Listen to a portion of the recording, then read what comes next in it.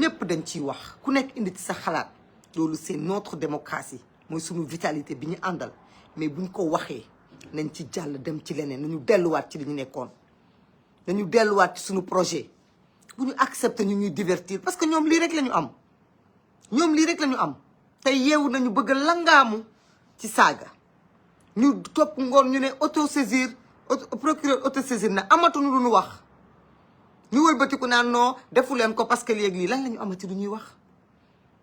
xale bu góor boobu ñu tëj nga xam duma jaar ci turam xaw ma da doon ñaw ba mu jigi ñaw làmmiñam ñaw na ñaw a ñaw ba ñaw làmmiñam di wër ci plateau yi di wax lu ko neex di tuumaal ay nit kenn xamul lu muy nduróol mais kooku yéen ñi tey di wax nii ba yéen doon taxaw barki dem naan lañ ko libéré kooku li mu wax lan moo ko gën a doon saaga dama ni képp ku wax libéré boroom ñawkatu làmmiñ boobu ak tëjal Azoura Fall naa fekk nga c'est ça la vérité yéen daal da ngeen di def nii ñun daal bu dee ñun la ngeen ne warul am kumba am ndey warul am kumba amul ndey mais quand c'est vous bu leen neexee ngeen def géométrie variable yéen da ngeen di décider kan ngeen di supporter ki ngeen di supporter daal na nekk contre ñun nag na nekk contre le premier ministre Ousmane Sonko na nekk contre notre régime bu ñu contrer rek baax na à partir du moment où mu contre ñu rek c'est bon pour vous vous achetez da ngeen di consommer da ngeen koy cautionner dama ni nañu gën a góorgóorlu ñu xam ne ñun suñu diggante li ñu liyee ëpp na yii nii te kenn su ñun ku nekk na xool ne démb xale yi ñu jàppoon tëj leen kaso ku nekk lu ne dal na leen dama ni en prison façon traumatisme bu nekk dal na leen des gens ont été torturés des gens ont été traumatisés ay nit ñu ngi génn di dox ci biir nit ñi mais kenn xamul lan la ñuy dund Azoura Fall dafa war a bàyyi saaga dafa war a génne saaga ci làmmiñam parce que dafa nekk ci wetu premier ministre dafa nekk ci wetu ki nga xamante ne moom bu deful sax ñu wax ko ku yeewu bëgg siiw moom ngay tudd kon nag ku nekk ci wetu kilifa da ngay moytu di am yenn taxawaay ndaxte yow moomatuloo sa bopp ndax kilif gi nga jege moo tax naam sax xëy na dëkkoog moom de mais le seul fait que nit ñi gis te ci wetam dinañu fexe ba buñ ko mënta jot yow la ñuy jéem a jot pour egsi ci moom kon kenn ku nekk ci ñun na defaraat toogaayam kenn ku nekk ci ñun na defaraat taxawaayam ci penc mi na xam ni dëgg la kenn joxu ko poste de responsabilité dëgg la amul benn ndombal tànk ci état bi nii ci réew mi ba kenn mën koo wax quoi que ce soit mais figure la patriote la nii dañ koy jàpp kay buñ koy boole ci sunu njaboot dañ koy boole ci ñun ndaxte tey buñ ko laalee laal nañ ñu waaye Kébé Kumor Ndiaye dama lay ñaan sa frère bu ko bàyyi sa frère bu ko sànni sa frère même su fekkente ne il a fait des erreurs nañ ko tegaat ci yoon mais il ne faut jamais jeter un frère ou une sœur ça vraiment je vous le recommande parce que fi ñu jëm dafa sore suñu combat bi commencé gul bu yeboo ngeen góorgóorlu bu yeboo ngeen gën a suudewu bu yeboo ñu def li gën a jafe moo ñu jéem a fexe liggéey cofeel ci suñu diggante parce que on doit aller loin parce que dañoo door a tàmbali jubbanti bi xalaatuñu ko sax tàmbaleegum fi ni nii ñu ngi ci jub nag boo ko waxee mooy da ngay yemale mooy li président de la république wax képp kuy saaga dañ lay teg ci yoon képp ku wàcc yoon day dal sa kaw loolu mooy jub ci jub lañ nekk jub bi li muy metti moo gën a yóbbu jubal bi ndax jubal bi mooy li nga xamante ne moom la ñuy woo képp ku ñu dénk ndombal tànk dénk la responsabilité mooy alal réew mi nga ba ko fa mooy nga doxal ñi nga war a doxalee di gën a jafe nag ba gën a jafe muy troisième phase bi muy jubbanti ndaxte looy jubbanti boo moytuwul mu damm ci sa loxo te ñun pour ñu egg foofu on a besoin les uns des autres gis nga bu ñu toppee xaw ma kulu naa la xaw ma ñu rax ba xoolal ku juum ci ñun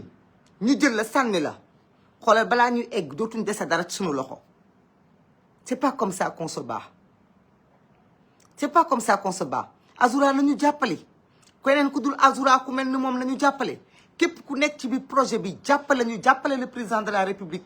jàppale projet bi nga tegu ci yoon jàppale projet bi lépp bu leen di tooñoon sax nga xam ni yow bu doon yow la doo ko nangu mais xoolal def ko don de soi def ko sacrifice nga xam ni du yow kese yaa moom sa bopp tu appartiens à une famille waaye nag famille bi nañu xam ni famille du lu ko bon rek nga génne ci famille bi sànni ci biti bu yàggee kenn du des ci biir kër gi bu yàggee kenn du des ci biir kër gi loolu nañ ko bañ nañu ko bañ bu ñu nangu ku ñu jox ay complexe bu ñu nangu ku ñu jox ay complexe nañuy waxante dëgg bu ñu ko waree wax bu dëgg yi jeexee ñu joxante waat loxo ñu bëggante ñu ànd ñu suudewu ñu xam ni fi ñu jëm on a besoin de tout le monde on a besoin de tout le monde bu kenn nangu ci ñun ñu ñuy wàññi ndaxte amul kenn ko parfait tey man mën naa juum bu ma juumee ne ma ñëpp teg ci yoon jubbanti ma wax ma li nga def ci yoon wax ma lii ak lii buñ ci jàllee nañu jàll ci leneen bu keneen ñëwee di ma song nañu ñëpp nañu wëlbati ko song kooku ku dugg ci sunu xeex nañu wàcc sunu xeex ci sunu biir dem xeex ak yow waaw loolu mooy dëgg parce qu'on est une famille on a un projet à défendre amul leneen parce que loolu sax loolu la ñu diine ak yàlla sant gis nga sunu biir bu ñu waree waxante nañu waxante mais bu ñu kenn raxee nañu wëlbatiku ñun ñëpp dellu ci kaw kooku parce que gis nga ñooñu duñu rax lu ñu bëgg xam nga mooy lan bis bu yàlla sàkk ñu bàyyi kenn ci ñun bis bu yàlla sàkk ñu génnee kenn ci ñun chaque jour ñu wàcc kenn loolu pour lan ñu koy nangu loolu pour lan ñu koy nangu bu ñu nangu loolu bu ñu nangu loolu kenn si ñun ku nekk na xam ni ñun kenn matul ci ñun dégg nga am na ñoo xamante ne peut-être ñu ngi suñu biir nii mais xëy na ñu ngi dund traumatisme yoo xamante ne ba tey jii suivi psychologique lañ laaj suivi psychologique lañ laaj la plupart des gens laa wax dont Azoura ak keneen li ñuy dund lii c'est à cause de Macky Sall ak régime am ak torture yu ñu leen teg la plupart d'entre eux maintenant bu ñu bëggee nekk fii ñun bu ñuy xeex di xeex suñu biir ku juum duñ la baal dara on t'attaque on doit le dénoncer c'est normal suñu rôle la nañ dénoncer mais dama ni bu ñu dénoncer ba pare nañu jàll bu ñu dénoncer ba pare nañu ñëwaat ci l'essentiel bu ñu accepter toog 2 jours wala 3 jours amee suñu mbokk ñun buñ ko nangu bu ñu ko nangu ndax gis nga ñoom piège bi dafa daan wàcc seen kaw parce que ñoom ñooy taxaw fii ne dëkk bi amul justice ñoom ñooy taxaw fii ne dëkk bi nii lay doxee ne lay doxee en même pas 24 heures situation day am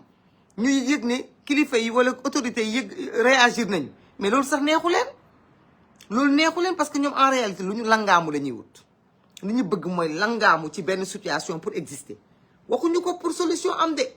déedéet dañ koy wax pour langaamu ci gis nga même ñi ñuy yuuxu naan la libéré diw safu leen yemu leen sax seen catu làmmiñ ndax gisagu leen fi kenn ci ñoom ku fi génn manifester pour la libération d'un tel wala d'un tel xalaatuñu ko seen yoon nekkul ci loolu dañ fiy wax noonu rek dañuy wax noonu rek nii rek pour opposer wu loolu kese moo tax ñuy wax képp ku ñu bañ nag ñun wala nga ñuy saaga wala nga ñuy xas là tu es le bienvenu chez eux là du ngeen leen mës a dégg ñu toog dénoncer kooku wala ñu toog condamner les propos d'un tel envers le premier ministre fii Sénégal lañ nekk tout le monde voit dans les réseaux sociaux ay nit yu taal seen live mais même bu dul dara sax vous pouvez le condamner vous avez des comptes Facebook jamais mosuñu leen gis ngeen bind post ngeen condamner li ñuy waxal gor yi ci dëkk bi defu leen ko du ngeen ko def xool leen nañu gën a góorgóorlu nañu gën a bëggante nañu gën a sàmmante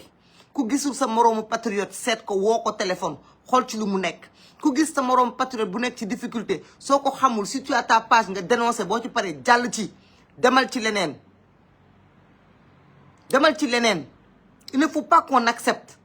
que ñi nga xamante ne ñoom ñoo combattre pour ba suñu ay frères ak suñu ay sœurs décédés ñooñu tey taxaw fii ci penc bi di am droit jàkkaarloog ñun duñu wax ñun ñii lañ war a doxalee wala ñii lañ war a doxalee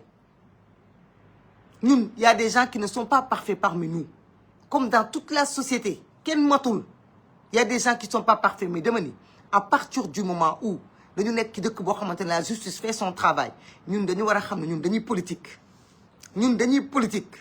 képp ku ñu indil débat te ñu xam ne yow da nga wax ci sa en tant que juriste en tant que journaliste en tant que koo xamante ne sa xalaat nga wax kooku jarul ngeen koy tontu da ngeen di jàll ngeen dem mais képp koo xamante ne acteur politique la su indee débat laa wax sur la table dañuy débat ak moom ba mu saf bu leen ko may dara parce que ces gens là su fekkonte ne ñoom laa wax ñoo amoon seen pexe moo matoon kon tey régime bi du toog fi mu toog ba ñu naan ko doxaleen nii wala doxaleen nee ils ont pas de leçon à nous donner ils ont nag leur point de vue à donner mais point de vue bu ñu indi ñun tam ñu delloo leen suñu point de vue ba mu mat sëkk ma loolu laa gëm. J'appelle vraiment à plus d'unité, j'appelle aussi à plus de solidarité entre nous, à plus d'affection les uns les autres. Même tey si on a un frère qui faute les gens en parlent war nañu xoolal bu ñu gisee yeneen frère wax leneen ñu wàccee ko wax ci suuf war nañu mën a am capacité boobu ñun war nañu am capacité boobu. On dénonce une fois mais on passe. Pourquoi on va prendre la force des réseaux sociaux di ko jël lépp di ko permettre di ko jox ñi nga xamante ne ñoom ñoo ñuy xeex ñu xëy ñun ñëpp tir groupé sur l'un des nôtres toute la matinée toute la soirée ñuy tirer sur kenn ci bokk ci ñun. non buñ def loolu nañ ci def benn poste mais nañu jàll ci leneen nañ ko soofantal parce que ñoom dañuy tànqamlu ku ñuy saaga kon ñun tam nañ tànqamlu ku bokk ci ñun ku def erreur buñ ci waxee benn yoon nañ tànqamlu jàll suñu leneen nañu continuer ci activités yi ñu war a continuer ci di wone li nga xamante ne moom moo am solo ci suñu réew mais bu ñu accepter di jouer seen jeu parce que ñoom dafa ñu jënd pesu leen ils ont tous des comptes Facebook ils ont tous des comptes TikTok ndaxte man mii di wax ak yéen je n'ai pas vu la vidéo que de Azoura Fall dama ko dégg nii rek j'ai vu les posts mais gisuma vidéo bi donc ça veut dire que ñoom ñi leen koy jottale di ko wax ñoom ñëpp dañu am ay compte TikTok te heure boo duggee TikTok fekk fa ñu fay saaga le premier ministre fekk fa ñu fay saaga ay yaay jàmbur ay jabaru jàmbur ay papay jàmbur pourquoi vous ne le dénoncez pas ñoom dañu gën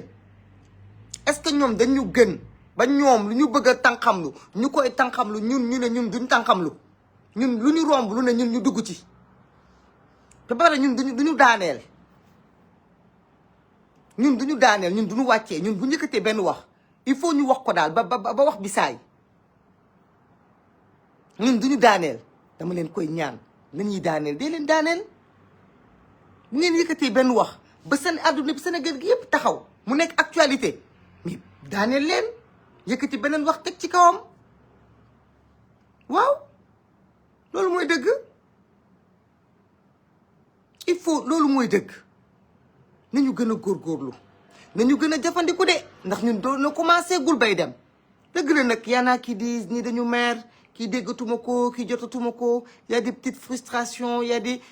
changements parce que avant les gens qui étaient tout le temps ensemble doon déggante doon gisante léegi loolu yëpp amul mais dama ni quel que soit lii ñu metti li ñu naqari li ñu xamante ne neexuñu bu leen fàtte li ñu ñàkk pour egg fii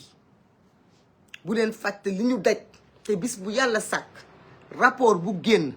procédure bu génn gën ñu jox raison que on a eu raison de nous battre lu génn rek ñu xam ne ñun ndekete bu ñu xeexul woon bis bu yàlla sàkk ñu xam ne ñun heureusement qu'on s'est battu heureusement qu'on s'est levé bis bu yàlla sàkk ñu xam loolu kon nag xam leen ni ñun dañu war a gën a góorgóorlu ci suñu biir ñun eggaguñu fi ñu jëm dëkk bi bu ñu ko bëggee teg ci yoon bu ñu ko bëggee defaraat dañu soxla tous les patriotes dañu soxla tout le monde lañ soxla parce que gis nga unité boobu ak force boobu ñu am mooy tax ñu egg fi ñu jëm suba merci beaucoup Fatima Touré ce qui nous lie c'est plus important que ça c'est plus important que nos défauts et nos manquements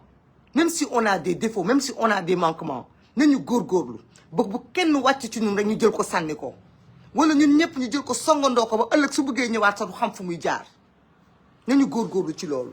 yaa problème nag day am kenn ku nekk di jéem a régler problème am tu as des gens ils ont des problèmes personnels ak Massamba wala des problèmes personnels ak Mademba bëriwuñu nag bëriwuñu vraiment ay yenn jalousie extrême yi bëriwul ci ñun la plupart des gens c'est souvent soit xamuñu yaa ngi dégg soit dañuy topp ma riirandoo bi mais am na si ñoo xamante ne dañuy am des problèmes personnels dañuy profité ci benn situation ñu bëgg a régler seen problème yóbbaale ñeneen ñëpp seen ginnaaw bu ñu nangu loolu parce que man je connais les patriotes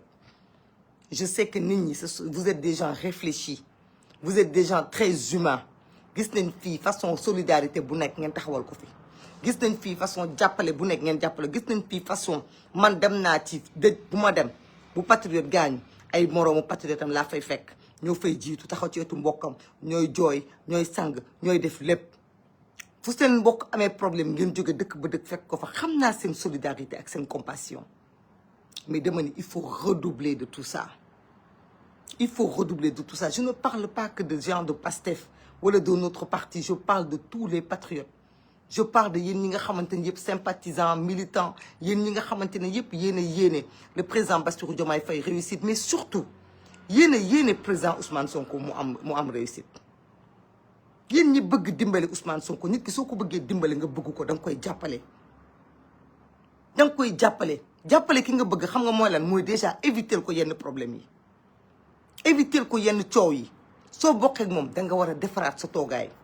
da nga war a xam ni yow ku mënul jot ci moom yow lay tudd njaboot gi seen comportement bi seen lii bi jot na ci moom kon nañ ko jàppale ko du lu ñuy def nii rek kenn ku nekk suñu di liggéey de kenn ku nekk suñu xoolal muy jàpp ci projet bi mais mooy xoolal mooy moytu luñ koy yabee ak lu ñuy xeebee loolu moom mooy jàppale le premier ministre Ousmane Sonko loolu mooy jàppale ko loolu mooy gunge ko loolu mooy dimbale ko président Bassirou Diomaye Faye bu ñu bëggee mu nekk à l'aise ci lee muy def ndax xam ngeen ni benn patriote buñ fi jàpp yóbbu la sax biir cacho bee wala biir parquet dama ni man ça me fend le cœur xam nga pourquoi ça me fend le cœur parce que on s'est sacrifié pour que ce pays se libère on ne mérite pas la prison